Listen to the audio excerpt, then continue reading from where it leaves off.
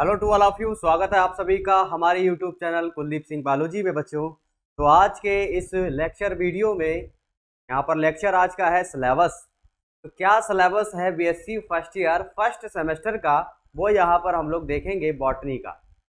तो बॉटनी के जो न्यू सिलेबस की बात करते हैं, तो जो कि नेशनल एजुकेशन पॉलिसी 2020 में जो लागू की गई थी, उसके आधार पर जो नया सिलेबस आया है, उसी सिलेबस को आज हम लोग डिस्कस करेंगे कि क्या क्या पढ़ना है आपको फर्स्ट सेमेस्टर के अंदर, बॉटनी के फर्स्ट सेमेस्टर में।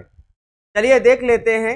ठीक है, तो बीएससी फर्स्ट ईयर बॉटनी के जितने भी छात्र हैं, ठीक है, सेमेस्टर फर्स्ट के जितने भी छात्र हैं, ये उनके लिए सिलेबस बहुत ज़्यादा इंपॉर्टेंट और ख़ास है कह सकते हैं, जो कि अब हम देखेंगे कि इसमें क्या क्या सिलेबस के अंदर मेंशन किया गया है। चलिए देख लेते हैं बेटा कि यहाँ पर आपको क्या क्या पढ़ना है, कौन कौन से टॉपिक पढ़ने हैं, कितनी यूनिट है यहाँ पर। तो बच्चों बता दें आपको कि यहाँ पर आपको 8 यूनिट डिस्कस करना है। ठीक है, कितनी डिस्कस करना है बेटा? 8 यूनिट को यहाँ पर डिस्कस करना है। ठीक, तो हमारे फर्स्ट सेमेस्टर का कंप्लीट सिलेबस हम यहाँ पर बताएंगे। ठीक है, जिसमें कि बॉटनी का टोटल सिलेबस देखेंगे। ठीक, चलिए देख लेते हैं। यहाँ पर 8 यूनिट डिस्कस करना है। उससे पहले आपको बता दें कि आपके जो पेपर का नाम है बेटा, बॉटनी के पेपर का नाम है, यानी सेमेस्टर फर्स्ट थ्योरी पेपर क्या है आपका, उस थ्योरी पेपर का नाम है माइक्रोबायोलॉजी एंड प्लांट पैथोलॉजी।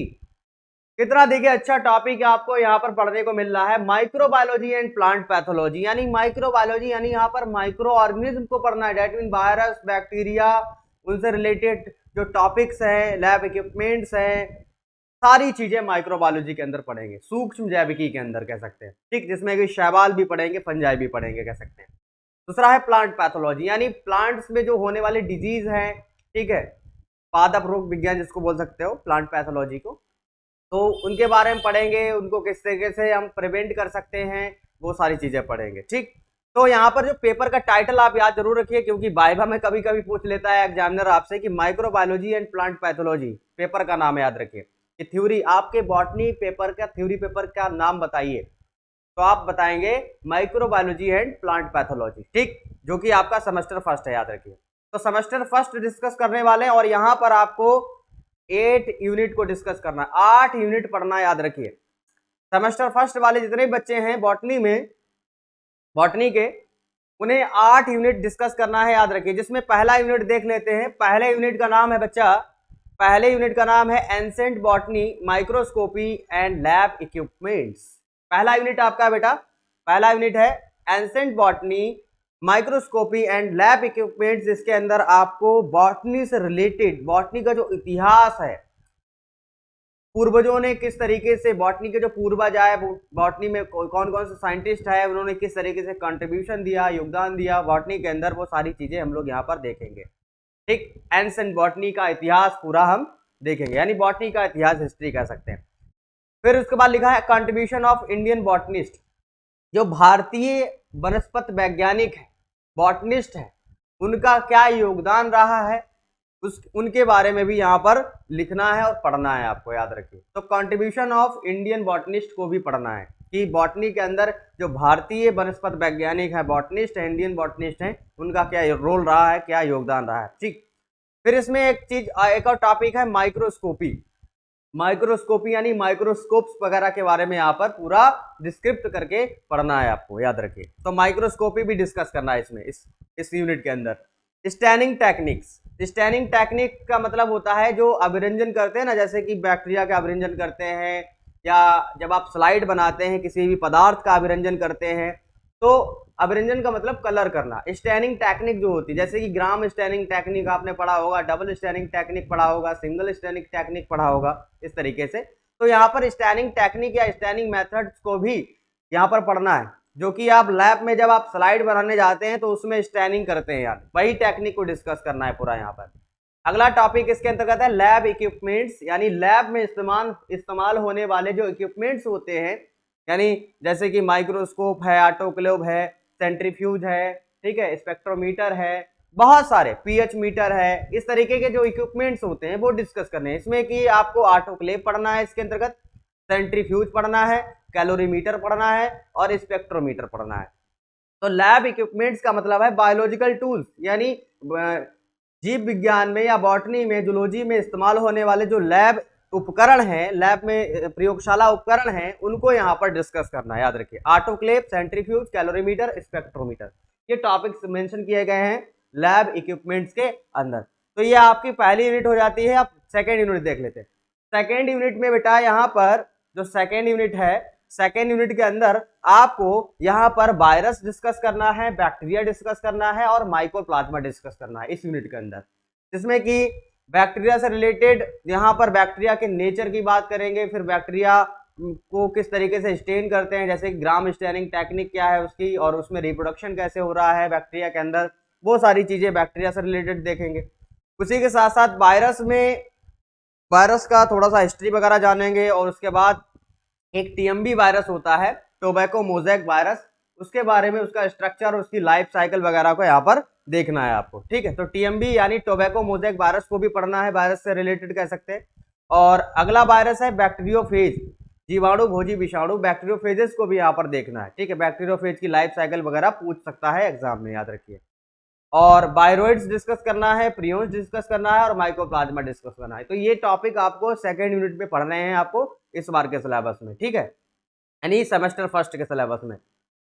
फिर देखिए आता है यूनिट थर्ड, फाइकोलॉजी या एल्गोलॉजी। इस यूनिट के अंदर इन्होंने सारी एल्गी को रखा है। शैवाल आपने पढ़ा होगा, एल्गी जितनी भी आती हैं उसके बारे में पढ़ना है। एल्गी का थैलस ऑर्गेनाइजेशन, एल्गी में रिप्रोडक्शन कैसे हो रहा है, पर्टिकुलर एल्गीज कौन कौन सी हैं, उसके बारे में पढ़ना है यहाँ पर। तो यहाँ पर एल्गी के thallus organisation, algal pigments, reserve food material, यानी एल्गल पिगमेंट्स में क्लोरोफिल है, जेंथोफिल है, ह्यूगोजेंथिन है, एटसेट्रा जो टाइप के जो पिगमेंट्स होते हैं, वर्णक होते हैं। ठीक है, तो वो पढ़ने, और उनके अंदर क्या फूड के रूप में संचित रहता है, स्टोर रहता है, वो पढ़ना है। और इसके क्लासिफिकेशन, यानी एल्गी का क्लासिफिकेशन क्या है, जिसमें कि सबसे मोस्ट इंपॉर्टेंट है फ्रिस्ट क्लासिफिकेशन। फ्रिस्ट का जो क्लासिफिकेशन है, फ्रिस्ट साहब एक साइंटिस्ट है, उन्होंने एक क्लासिफिकेशन दिया था जिसमें कि इन्होंने क्लासेस दिए थे, और उसको यहाँ पर डिटेल में डिस्कस करना है। ठीक है, 11 क्लासेस को। ठीक, अगला है इकोनॉमिक इंपॉर्टेंस। शैवालों का क्या आर्थिक महत्व है, इकोनॉमिक इंपॉर्टेंस ऑफ एल्गी। तो ये यहाँ पर डिस्कस करना है कि पर्टिकुलर शैवालों से क्या क्या बनाया जाता है, शैवाल हमारे लिए किस तरीके से बेनिफिटेड है, डिजीज कौन कौन से शैवाल फैला रहे हैं, ये सारी चीजें, यानी इकोनॉमिक इंपॉर्टेंस यानी इकोनॉमिक कैरेक्टर्स को डिस्कस करना है शैवालों के, कह सकते हैं।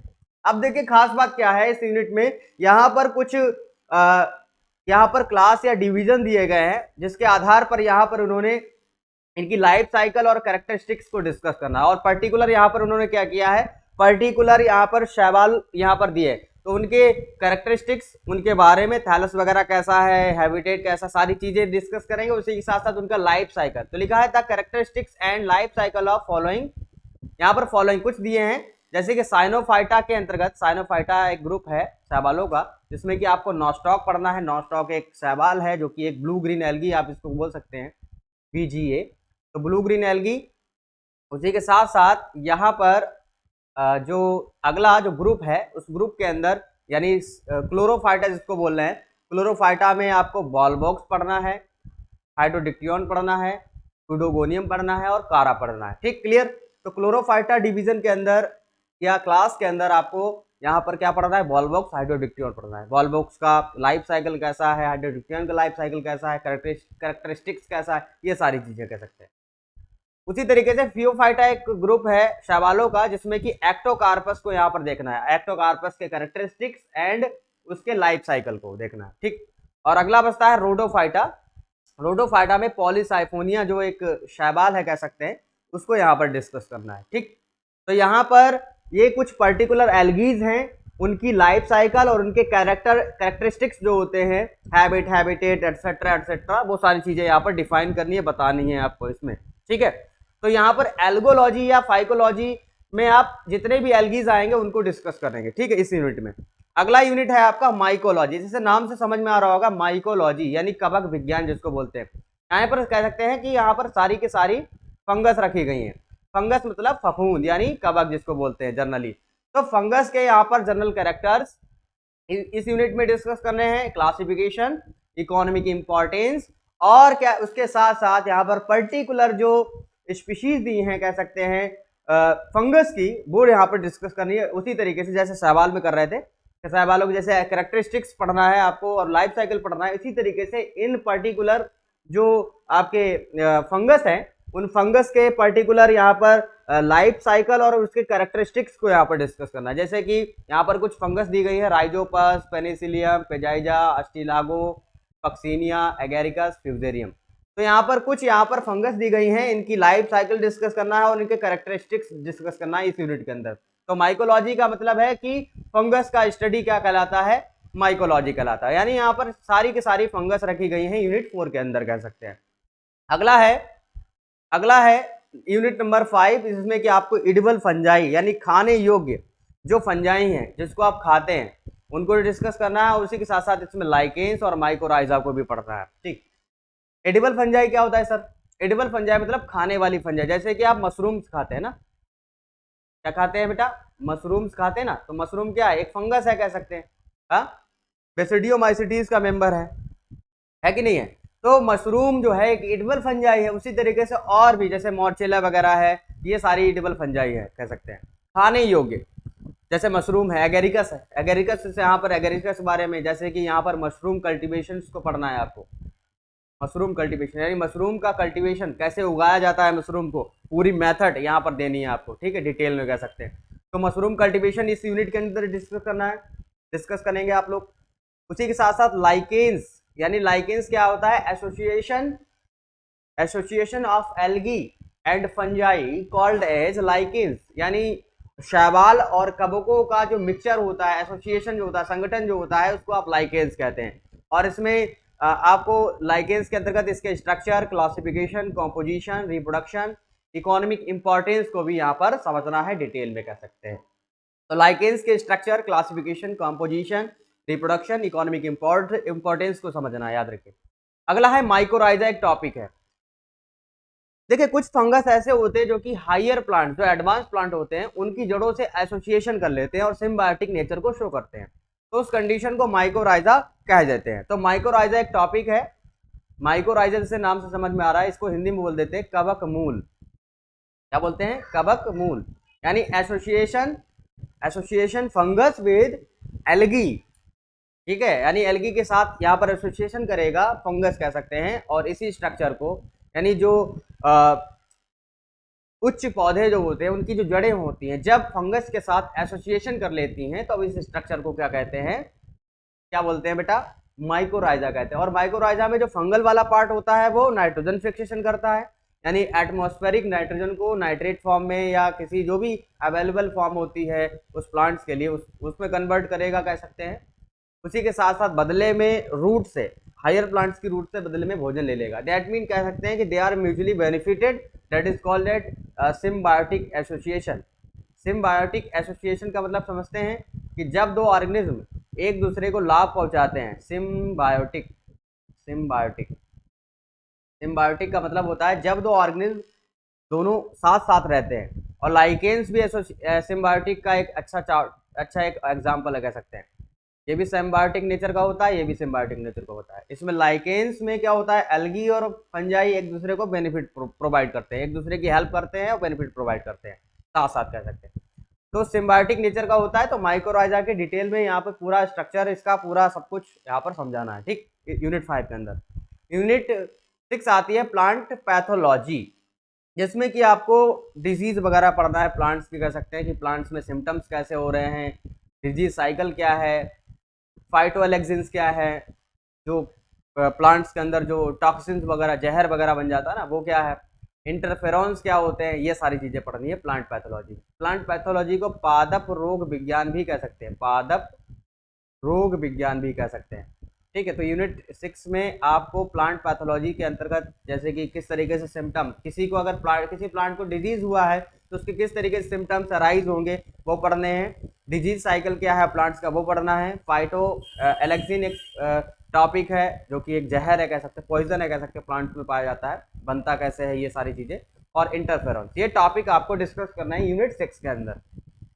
अगला यूनिट है 7 प्लांट डिजीज। इसमें क्या है, इस यूनिट के अंदर प्लांट डिजीज यानी पादपों में होने वाले रोग को समझना है, जिसमें कि black rust stem rust, white rust of crucifers, red rot of sugarcane, citrus canker of disease, little leaf of disease, vein mosaic disease and wilt damping off disease. यानी यहाँ पर कुछ डिजीज हैं, ठीक है, जो कि प्लांट्स में पाई जाती हैं, उन प्लांट डिजीज को डिस्कस करना है, याद रखिए, इस यूनिट 7 नंबर में कह सकते हैं। अगला देखिए, अगला जो यूनिट है आपका लास्ट यूनिट बचता है, यूनिट 8 कह सकते हैं, इसमें अप्लाइड माइक्रोबायोलॉजी को रखा गया है। अप्लाइड माइक्रोबायोलॉजी, ठीक है, जिसमें कि antibiotics, enzymes, vitamin, alcoholic beverages, biopesticides and SCP, that mean single cell protein, ये कुछ टॉपिक मेंशन किए गए हैं यूनिट 8 के अंदर। तो यहाँ पर टोटली आपको कितनी यूनिट पढ़नी है बेटा? 8 यूनिट को डिस्कस करना है, 8 यूनिट को, याद रखिए। तो जो लोग नए हैं चैनल को सब्सक्राइब जरूर कर दें, बेल आइकन को प्रेस कर दें, जिससे कि आपको हम इसी तरीके से क्लास रेगुलर वे में दे सकें। अगर आपको ये वीडियो अच्छा लगा हो तो इसको लाइक और शेयर, और अगर चैनल पर नए हैं तो सब्सक्राइब जरूर कर लीजिए। अगर कोई क्वायरी है तो नीचे दिए गए नंबर पर आप कॉन्टेक्ट कर सकते हैं। और एक खास बात, अगर आप हमारे चैनल पर लाइव क्लास करना चाहते हैं या क्लास का पीडीएफ चाहते हैं तो पीडीएफ यहाँ पर अवेलेबल है। तो आप मुझे इस नंबर पर, नीचे स्क्रॉलिंग पर नंबर दिया गया है, उस नंबर पर कांटेक्ट कर सकते हैं और हमसे कांटेक्ट कर सकते हैं। ठीक, क्लियर?